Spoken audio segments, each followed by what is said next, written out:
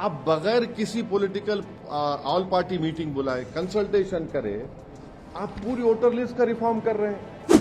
अगर आपको pilot basis पे करना था तो कोई यूनियन टेरिटरी का करते, आप दिल्ली का करते। आप मेरे को चैलेंज कर दो 24 का इलेक्शन, ये क्या कर रहे हैं आप सुप्रीम कोर्ट से बड़े नहीं है, कैसे होगा बताइए। और ईसीआई के पास क्या डेटा है भाई लीगल माइग्रेंट्स का, शेयर करिए हमारे को आप। अगर कल बिहार में कई लोगों के नाम नहीं आएंगे, जो नहीं आ सकते, पूरी गारंटी दे रहा हूं मैं, आप नहीं आएंगे कई लोगों के, तो क्या करेंगे फिर आप? जो लोग 2024 में वोट डाले उनको आप बोल रहे कि अब आप 2025 के इलेक्शन में वोट नहीं डाल सकते जब तक कि आप अपना बर्थ सर्टिफिकेट, अपने मां का, अपने पिता का बर्थ सर्टिफिकेट नहीं बताएंगे।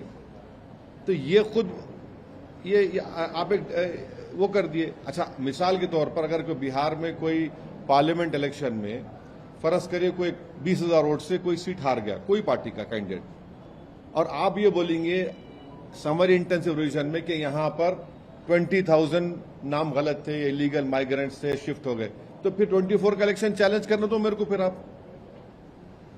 मेरे को चैलेंज कर दो 24 का इलेक्शन, ये क्या कर रहे हैं आप? और दूसरी तीसरी छठी बात यह है कि बिहार में जो सिविल रजिस्ट्रेशन सिस्टम है, सिविल रजिस्ट्रेशन सिस्टम ये बोलता है कि 2000 में बिहार में रजिस्ट्रेशन ऑफ बर्थ का परसेंटेज खाली 3.7 था 2000 में, और पूरे इंडिया में 56.2 था। 2004 में बिहार में रजिस्ट्रेशन ऑफ बर्थ था 11.5%, 2005 में 16.9 था।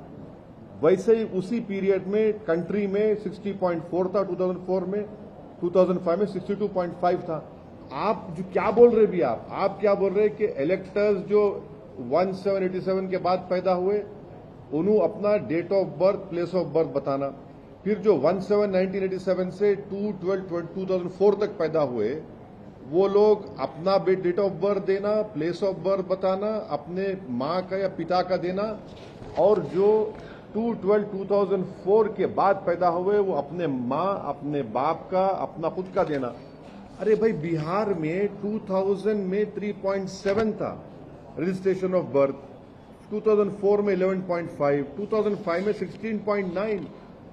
आप बगैर किसी पॉलिटिकल ऑल पार्टी मीटिंग बुलाए, कंसल्टेशन करे, आप पूरी वोटर लिस्ट का रिफॉर्म कर रहे हैं। अगर आपको पायलट बेसिस पे करना था तो कोई यूनियन टेरिटरी का करते, आप दिल्ली का करते, चंडीगढ़ का करते। आप पूरे इस तरीके से कर रहे। और एक हमारे को एप्रीहेंशन जो है वो ये है कि आप बीएलओस को अनब्रिडल्ड पावर्स दे दिए, अनब्रिडल्ड पावर्स दे दिए कि वो अगर जाएगा, कोई घर पे नहीं मिलेगा तो वो रिपोर्ट कर सकता ईआरओ को, एईआरओ को, और एईआरओ उस केस को रिफर कर देगा कॉम्पिटेंट अथॉरिटी को सिटीजनशिप एक्ट 1955 के तहत।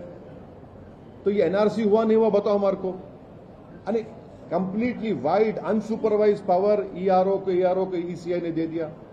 इससे ना सिर्फ डिसएनफ्रेंचाइजमेंट होगा बल्कि lead to loss of livelihood होगा। और हम ईसीआई को फिर से रिक्वेस्ट कर रहे हैं कि आप एक ऑल पार्टी मीटिंग बुलाइए और बताइए हमको कि आपने ये डेट्स क्यों चूज किया, ये जो डेट्स आपने दिए, और फिर differentiating documentary requirement between voters on basis of age and date of birth, ये क्यों? अगर कोई एड्रेस अपना शिफ्ट कर लिया, ये आप एडिशनल डॉक्यूमेंट क्यों पूछ रहे हैं? एड्रेस चेंज हो गया तो आप कैसे पूछ रहे हैं मेरे सब चीजें, आप क्यों पूछ रहे हैं मेरे से आप ये? और लास्टली हम इलेक्शन कमीशन ऑफ इंडिया को ये बताना चाह रहे कि सुप्रीम कोर्ट का जजमेंट है जो इलेक्शन कमीशन ऑफ इंडिया को फॉलो करना पड़ता है। आप सुप्रीम कोर्ट से बड़े नहीं हैं। लाल बाबू हुसैन केस में जो सुप्रीम कोर्ट ने जो गाइडलाइंस दिए, जो आपको बताया, उसको भी आप वॉयलेट कर रहे हैं। तो ऑल इन ऑल ये एक्सरसाइज डिसएनफ्रेंचाइजमेंट को लीड करेगा। और कई आप सब लोग जानते हैं कि बिहार के नौजवान पलायन करते, कोई हैदराबाद के होटल में काम कर रहा, कोई मुंबई के, कोई दिल्ली होटल में काम कर रहा, कोई पंजाब के खेतों में काम कर रहा है। और सीमांचल का एरिया, स्पेसिफिक एग्जांपल दे रहा हूं, अब आप थोड़े दिन के बाद देखेंगे 1.5-2 महीने वो तकरीबन एरिया सीमांचल कट ऑफ रहता, हजारों एकड़ जमीन पानी फ्लड से कट जाती, गांव कट जाते, घर बह जाते, कैसे होगा बताइए। और ईसीआई के पास क्या डेटा है भाई लीगल माइग्रेंट्स का, शेयर करिए हमारे को आप। हम भी चाह रहे कि इलेक्टोरल साफ होना, मगर ये जल्दबाजी में फैसला लिया गया है। हम ईसीआई को रिक्वेस्ट कर रहे हैं कि आप ऑल पार्टी मीटिंग बुलाइए और पायलट बेसिस पे करना है तो किसी और जगह पे करिए आप। अगर कल बिहार में कई लोगों के नाम नहीं आएंगे, जो नहीं आ सकते, पूरी गारंटी दे रहा हूं मैं आपको, नहीं आएंगे कई लोगों के नाम, तो क्या करेंगे फिर आप? तो पिछले असेंबली इलेक्शन का चुनाव जो है, जो एनडीए जीती वो सिर्फ चंद हजार वोटों से जीती वो। तो ये बिहार की जनता को वोट डालने का पूरा इख्तियार मिलना चाहिए, उनका राइट है। हाँ, अगर कोई चीज गलत है उसको सही करिए, मगर ऐसा तो नहीं करेंगे ना आप। बिल्कुल आप आर्बिट्री तरीके से कर रहे हैं इलेक्शन कमीशन ऑफ इंडिया। तो आप इलेक्शन कमीशन ऑफ इंडिया को चैलेंज कर रहे हैं? चैलेंज देखिए, चैलेंज नहीं, हम उनको बता रहे हैं, चैलेंज का सवाल नहीं है, वोटर का नाम नहीं आएगा। आप मेरे को बताइए कि मैं जितनी बातें आपसे कहा हूं उसमें गलत क्या है? जब बिहार में 2000 में सिर्फ 3.7 रजिस्ट्रेशन ऑफ बर्थ हो रहा है, 2004 में 11.5, 2005 में 16.9, 2000 में कंट्री में 56.2 रजिस्ट्रेशन था, बिहार में 3.7, 2004 में बिहार में 11.5, कंट्री में था 60.4, 2005 में 16.9 था, बिहार में, कंट्री में था 62.5। अरे वहां रजिस्ट्रेशन ही नहीं हो रहा ना भाई, कैसा करेंगे आप? आप कैसा किस अच्छा ये आप ये जो डेट्स अराइव करे 1/7/1987, 1/7/87 to 2/12/2004, 2/12/2004, ये किस बुनियाद पर अराइव करे आप? क्या आप शेयर करो हमारे को, क्या रैशनल है इसका बताइए हमारे को आप।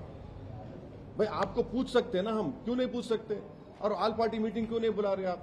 और 2024 के पार्लियामेंट इलेक्शन में जो लोग वोट डाले, अब वोट नहीं डाल सकेंगे वो लोग, वो कैसा होगा बताइए आप? आप समरी रिवीजन करके भी ये तमाम चीजों को सही कर सकते थे आप। यही हम इलेक्शन कमीशन ऑफ इंडिया से रिक्वेस्ट कर रहे हैं। प्रभातखबर.com, विश्वास वही, रफ्तार नहीं।